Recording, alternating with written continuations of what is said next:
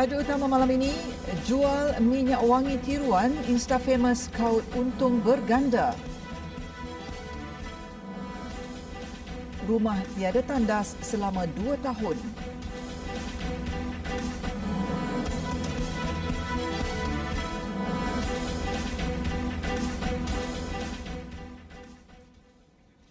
Bismillahirrahmanirrahim. Assalamualaikum warahmatullahi wabarakatuh. Berita Al-Hijrah malam ini bersama saya Aziza Arifin.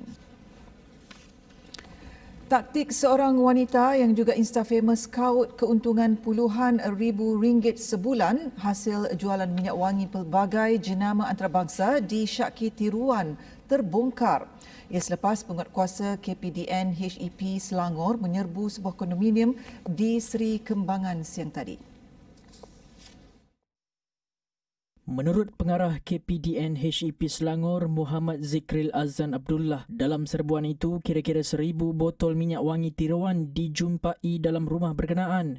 Ada yang dipamerkan di ruang tamu seperti kedai disyaki digunakan untuk tujuan pemasaran ketika online, manakala selebihnya ditemui dalam stor. Siasatan mendapati wanita berusia 26 tahun itu menggunakan media sosial sebagai medium untuk membuat iklan jualan minyak wangi tiruan itu. Jualan disyaki semakin memuncak ketika Perintah Kawalan Pergerakan PKP. Siasatan awal kita dapati bahawa perniagaan beliau telah menjangkau hampir setahun dan modus operandi iklan dilaksanakan melalui online dan juga penjualan pun melalui online. Ada transaksi online yang kita dapati daripada premis tersebut dan ada rekod-rekod yang menyatakan bahawa peniaga tersebut telah mengepus barangan dan juga duit yang telah di bank in kepada peniaga lah. Pemeriksaan juga menemui slip penghantaran barangan, set yang digunakan untuk siaran langsung dan kotak pembungkusan. Minyak wangi tiruan berkenaan dijual dengan harga RM150 hingga RM200 sebotol dengan mendakwa produk dijual adalah tulen. Pasaran bukan sahaja di Malaysia, malah turut dijual di Brunei dan Singapura. Pihak KPDN HEP akan merekod keterangan wanita berkenaan dan diberikan jaminan polis dan dia bakal dipanggil untuk memberi keterangan bagi membantu siasatan mengikut Seksyen 102 Akta Cap Dagangan 2019. Seorang penganggur didakwa di Mahkamah Majistret Kulim atas 2 pertuduhan kerana melakukan ugutan jenayah dan khianat terhadap ibu kandungnya pada 10 Oktober lalu. Tertuduh Muhammad Nizam Muhammad Yusof, 29 tahun, bagaimanapun mengaku tidak bersalah. Mengikut pertuduhan pertama, Muhammad Nizam didakwa mengugut untuk memukul ibu kandungnya, Norani Abdullah, 53 tahun, dengan sebatang kayu di rumah mereka di Taman Kenari. Manakala bagi pertuduhan kedua, dia telah melakukan khianat dengan membaling serta memecah barangan perkakasan rumah milik ibunya tempat sama. Bagi kesalahan dilakukan itu, Muhammad Nizam yang tidak bekerja didakwa mengikut Seksyen 506 dan 426 Kanun Kesiksaan. Jika sabit kesalahan, tertuduh boleh dihukum penjara tidak lebih 7 tahun atau didenda atau kedua-duanya sekali. Mahkamah kemudian menetapkan 22 November depan untuk sebutan semula kes. Manakala di Perak, 4 lelaki yang sebelum ini tular di media sosial kerana memaki anggota polis ketika menjalankan tugas dihadapkan ke Mahkamah Majistret Slim River atas pertuduhan menghalang penjawat awam. Bagaimanapun tiada pengakuan direkodkan daripada kesemua tertuduh. P. Panirselvan 32, S. Vijandran 41, A. Sivakumar 28 dan R. Durai Raj 25 tahun tidak membuat sebarang pengakuan selepas masing-masing tidak memahami pertuduhan dibacakan dalam bahasa Melayu di hadapan Magistret Nurul Hidayah Ismail. Mereka didakwa dengan sengaja menghalang penjawat awam Korporal Muhammad Syahrul Azwan A.B. Manaf daripada menjalankan tugas sebagai anggota polis apabila tidak memberi kerjasama setelah diberi amaran berulang kali untuk beredar dan gagal mengemukakan kad pengenalan ketika diminta. Perbuatan tersebut dilakukan semua tertuduh di tepi jalan berhampiran Plaza Tol Slim River pukul 3.30 pagi 16 Oktober lalu. Keempat-empat mereka didakwa melakukan kesalahan mengikut Seksyen 186 Kanun Kesiksaan dibaca bersama Seksyen 34 Kanun Kesiksaan yang boleh dihukum penjara sehingga 2 tahun atau denda sehingga RM10,000 atau kedua-duanya. Nurul Hidayah kemudian membenarkan jaminan sebanyak RM3,000 dengan seorang penjamin ke atas setiap tertuduh dan menetapkan 26 Oktober ini untuk sebutan semula kes bagi mendapatkan penterjemah bahasa Tamil. Di Kelantan, seorang pemilik kedai shisha bersama 2 pekerjanya dihadapkan ke Mahkamah Majistret Kota Baru atas dakwaan menyebabkan kecederaan terhadap 2 anggota polis termasuk seorang Lance Corporal yang patah jari tengah tangan kanan. Peniaga tersebut Muhammad Nur Nasharik Rosli, 28 tahun dan pembantunya Muhammad Hamiri Asraf Abdul Hamid atau Abdul Aziz, 24 tahun serta Muhammad Nur Aizak Rosli, 25 tahun bagaimanapun mengaku tidak bersalah. Mereka didakwa secara berasingan di hadapan Majistret Kamarul Hashimi Rosli dan Majistret Muhammad Izzuddin Muhammad Syukri.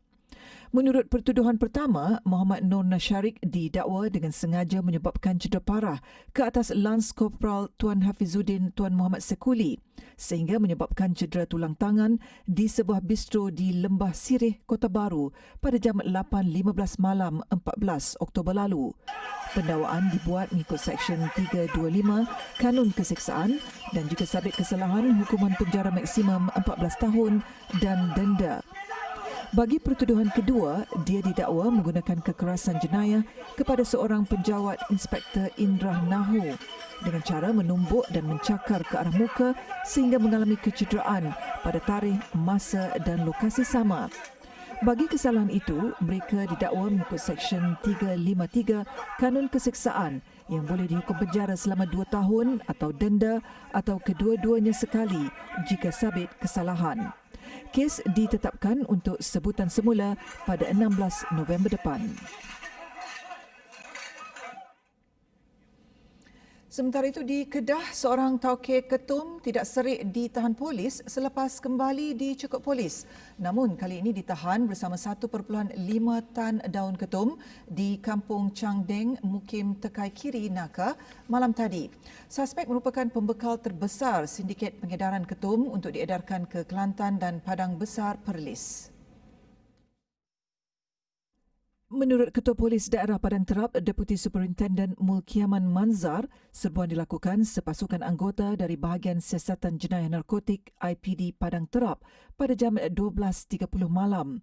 Ketika itu, suspek baru selesai membungkus daun ketum di bangsal belakang rumahnya. Hasil pemeriksaan polis menemui 150 bungkusan plastik hitam mengandungi daun ketum. Beliau berkata setiap satu bungkusan mengandungi daun ketum yang dibalut dengan plastik lut sinar dianggarkan setiap plastik berisi 10 kilogram. Jumlah keseluruhan daun yang dirampas adalah sebanyak 1.5 tan bernilai RM15,000. Siasatan lanjut mendapati suspek berusia 42 tahun itu memperolehi daun ketum itu dari kebun miliknya sendiri seluas 1 hektar di kawasan berkenaan selain membeli dari penduduk berhampiran pada harga RM6 sekilo. Mulkiaman berkata suspek mampu memperoleh keuntungan dengan menjual daun ketum berkenaan pada harga RM10 sekilogram. Sebelum ini kita ada juga membuat tangkapan tetapi ke atas rangkaian-rangkaian yang terlibat dengan beliau.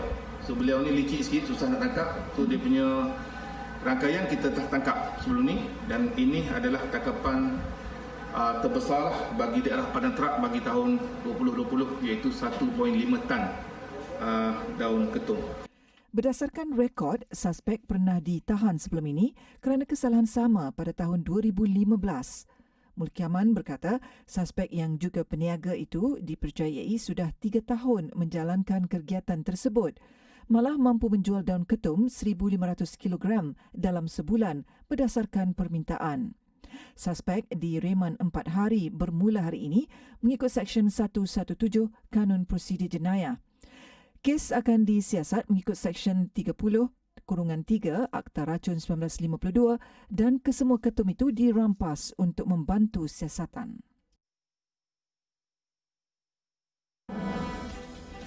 Work from home bukan galakan tetapi arahan.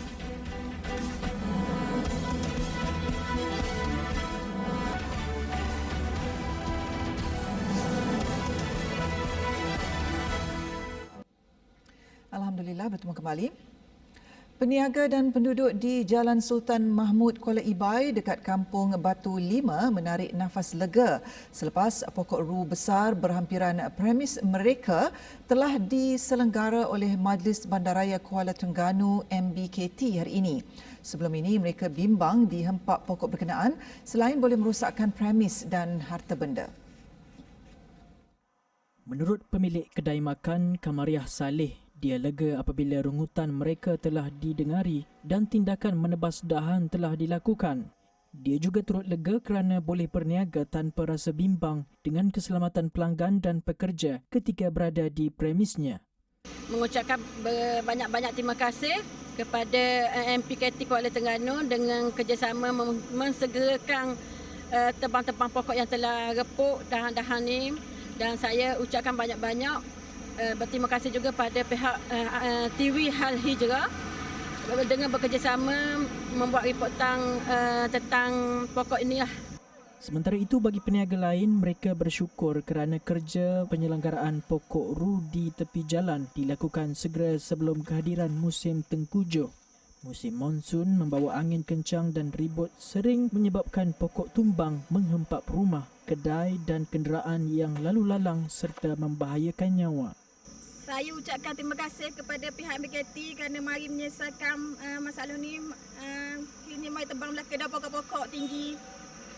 Lepas ni dok bimbang mana dah tentang kalau mari angin kencang pun tidak bimbang dah. Terima kasih semua. Sebagai peniaga di kedai ni, saya ucapkan terima kasih kepada Majlis Bandaraya kerana menebangkan pokok ni. Saya ucap terima kasih banyak-banyak. Sekarang mana saya tak ada bimbang dia, kalau hujan ribut pun saya tak bimbang. Sementara itu, penolong pegawai pertanian Jabatan Lanskap MBKT Hasrul Firdaus Mahmud yang menyelia kerja-kerja berkenaan berkata pokok ru ini akan diselenggara sehingga Khamis. Tambahnya, seramai 40 kaki tangan dari pelbagai jabatan di MBKT terlibat seperti Jabatan Lanskap, Jabatan Persekitaran dan penguatkuasa MBKT dalam kerja-kerja mencantas dahan pokok yang berisiko ini. Pada 15 Oktober lalu, TV Al-Hijrah telah melaporkan tentang kebimbangan kira-kira 200 penduduk dan peniaga yang risau pokok ru berusia lebih 30 tahun itu akan tumbang dan mengancam nyawa mereka. Seorang ibu tunggal anak 4 yang hidup tanpa tandas sejak 2 tahun lalu bersyukur kerana rumah pusaka yang didiaminya akan dibaik pulih termasuk dibina keperluan asas itu. Sebelum ini, kehidupan rohani Mamat 49 tahun bersama anak dan ibunya yang sakit tua amat sukar kerana ketiadaan tandas serta perlu mandi di luar rumah. Menurut Rohani, tandas rumahnya runtuh pada 2018 dan sejak itu mereka 5 beranak mandi di luar dan ibunya Zainab Ali, 81 tahun yang uzur terpaksa dipapah ke bilik air. Dia yang bekerja sebagai pembantu kedai makan dengan gaji RM150 seminggu tidak mampu membaiki rumah sendiri, bahkan untuk makan seharian juga ala kadar. Rumah daif, nak uzur. Tandas pun tak ada. Nak rumah akak sama anak. Payah rasanya. Kalau dapat tandas tu okeylah. Senanglah sikit. Tambah Rohani, meskipun anaknya ada membantu dari sudut keuangan, namun ia tidak mencukupi kerana dia perlu membeli lampin pakai buang yang berharga RM200 sebulan. Anaknya, Muhammad Azizi Muhammad Jani, 31 tahun, orang kelainan upaya OKU Bisu Pekak, bekerja sebagai pemotong rumput dengan upah RM30 sekali perkhidmatan. Ada menerima bantuan pekerja OKU RM400 sebulan. Sementara itu, Setiausaha Politik kepada Menteri Perusahaan, Perdagangan dan Komoditi, Muhammad Kamal Nazmi Kamarudin berkata, pihaknya telah memantau keadaan keluarga itu dan telah berbincang dengan jabatan berkaitan untuk membaik pulih rumah dengan segera, terutamanya membina tandas. Selain itu juga tadi kita telah pun melihat di bahagian dapur dan tandas Dan pihak JKM dengan berbincang juga dengan pihak Maidam, kita telah pun merancang untuk membina tandas baru bagi Puan Rohani Mamat ini beserta mengubah suai sedikit dapur beliau supaya kehidupan lebih selesa. Beliau berkata kepada TV Al-Hijrah ketika melawat keluarga rohani di Kampung Paya 5 Amas, Kuala Nerus. Turut hadir Wakil Jabatan Kebajikan Masyarakat JKM dan Majlis Agama Islam dan Adat Melayu Terengganu, Maidam. JKM turut menyampaikan sumbangan tunai kepada rohani dan akan menguruskan bantuan bulanan kepada ibunya dan juga kepada penjaga. Mana-mana pihak yang ingin membantu boleh menyumbang di akaun Bank Simpanan Nasional BSN Rohani Mamat bernombor 1100 1411 000 33050 atau menghubungi 011 297 7490.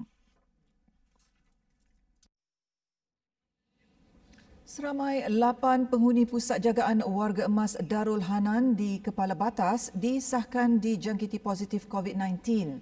Yang di-Pertua Majlis Agama Islam Negeri Pulau Pinang, Main PP, Datuk Ahmad Zakiyuddin Abdul Rahman berkata, 7 daripadanya adalah kontak rapat kepada seorang penghuni berumur 69 tahun yang positif dan baru mendaftar masuk ke situ 12 Oktober lepas. Datuk Ahmad Zakiyuddin berkata kesemua mereka kini sedang menerima rawatan di Hospital Pulau Pinang HPP. Ketika ini pihak Kementerian Kesihatan sedang menjalankan ujian saringan COVID-19 ke atas semua 79 penghuni dan 33 kaki tangan. Ujian saringan pertama sudah dilakukan dan kini mereka sedang menjalani ujian pengesahan kali kedua. Tambah beliau, pihaknya kini meningkatkan SOP termasuk mengetatkan laluan keluar masuk serta mengambil langkah berjaga-jaga bagi mengelak penularan COVID-19 di kalangan penghuni dan pekerja Darul Hanan. Sementara itu, Pengerusi Jawatankuasa Agroteknologi Keselamatan Makanan, Pembangunan Luar Bandar dan Kesihatan Negeri, Dr. Nurlela Arifin mengesahkan kes positif di Darul Hanan adalah dari kluster Alma. Semalam, Tan Sri Dr. Nur Hisham Abdullah dalam sidang medianya memaklumkan sebanyak 10 kes baru positif COVID-19 membabitkan kluster Alma dengan jumlah keseluruhannya sebanyak 17 kes.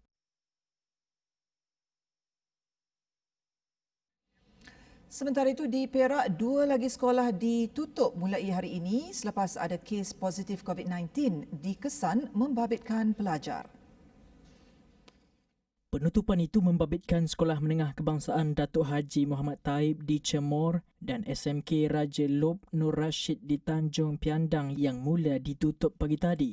Dalam pada itu, Exco Pendidikan Negeri Razman Zakaria memaklumkan penutupan Sekolah Kebangsaan SK Lekir Setiawan mulai 14 Oktober lalu dilanjutkan sehingga 26 Oktober. Ia berikutan pihak sekolah mengesan terdapat kes membabitkan kontak rapat. Semalam, 3 sekolah di Perak diarahkan tutup oleh Jabatan Pendidikan Negeri JPN berikutan beberapa murid dan pelajar disahkan dijangkiti COVID-19.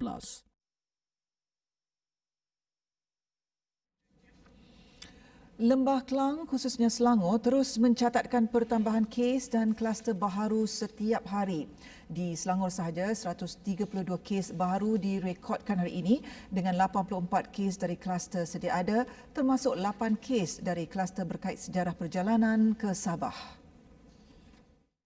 Di negeri Selangor, 132 kes telah dilaporkan pada hari ini. 84 kes daripada kluster sedia ada, 34 kes dari saringan kontak rapat kes positif COVID-19, 2 kes saringan pulang dari negeri Sabah, 12 kes daripada lain-lain saringan COVID-19.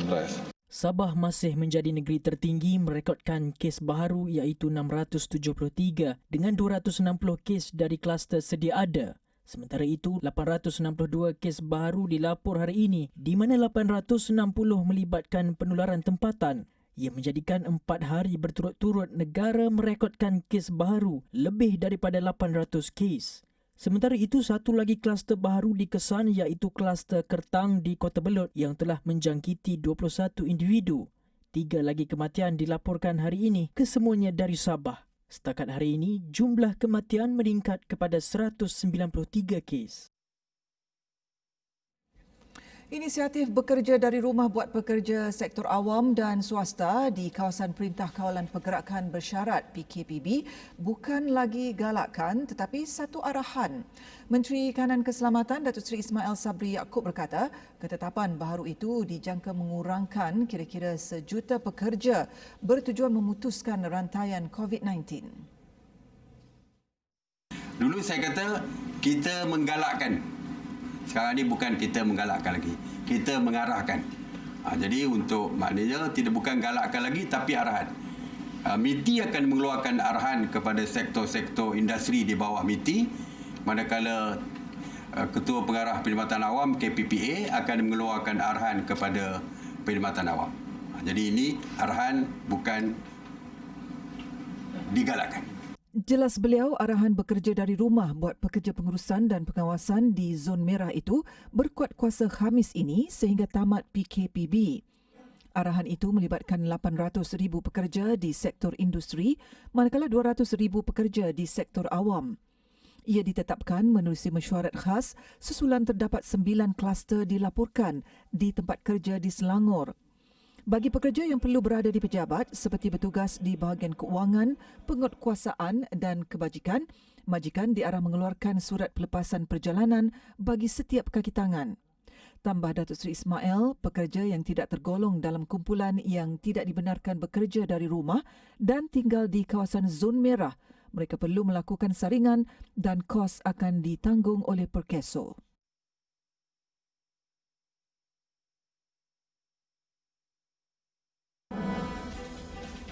Kerana PUBG, remaja tikam bapa sendiri.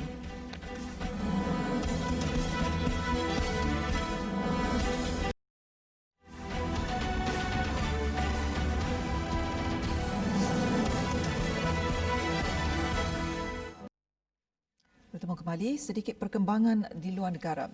Seorang wanita nekat tamatkan sendiri nyawa bayinya berusia 3 bulan selepas kecewa dengan suaminya. Mangsa ditikam dengan pisau ketika sedang tidur.